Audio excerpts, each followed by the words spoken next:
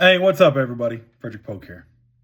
So today I want to talk about expertise and why people that sound very serious and can make very serious videos often don't know what they're talking about, and why you need to fact check and verify everyone, including me. So every so often there's this response to a video about baggage handling that pops up on my Facebook. And basically what it was there was this guy who didn't work in aviation. And, he had the aviation video where people are loading bags. And he very seriously said, I did some research on this and I found out this is how they load bags. And so what they do is they actually stack it by color. Now, this guy wasn't being satirical. He wasn't trying to be funny. He was just, dead ass wrong.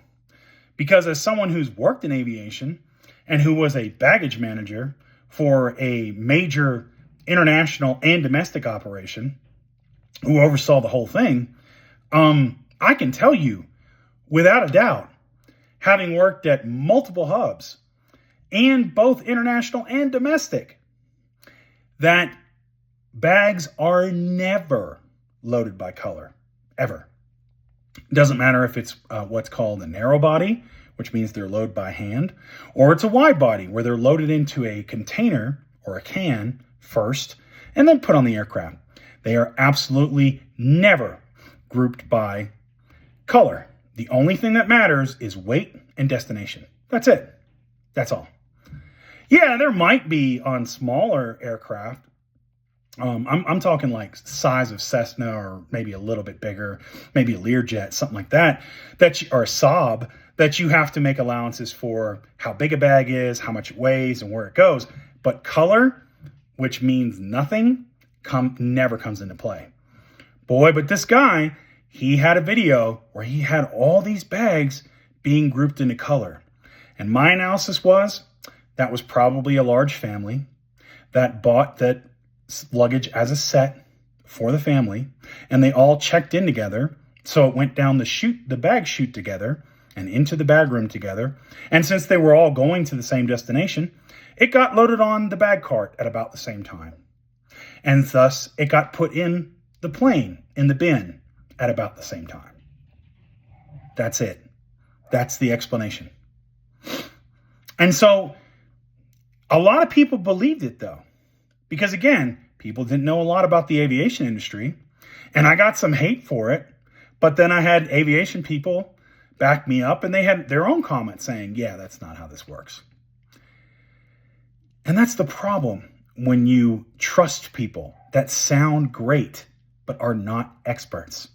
When you trust people like RFK Jr., who does not have a medical degree and no background in any kind of virology, and you distrust guys like Dr. Fauci. It's the same thing with trusting a guy like Trump, who's never ran a successful business other than his own PR business, and has been a successful grifter and sucked money out of the rubes. And you trust him on the economy because he's spouting talking points from an economist, supposedly, named Peter Navarro, that made up a fictional author to back up his own claims. And guys like Robert Reich or Paul Krugman or any Nobel Prize winning economist, all of them during the campaign said, no, this is lunacy. If he carries this out, it's going to crash the world economy. And here we are.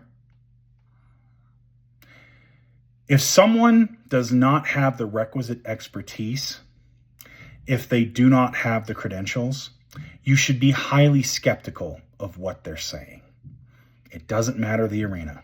If they've never done the job, they shouldn't be allowed. You should give what they're saying very little weight until you confirm it, because they've never done it. Anyway, that's all I got for you. Keep the faith, defend democracy, and I'll see you later.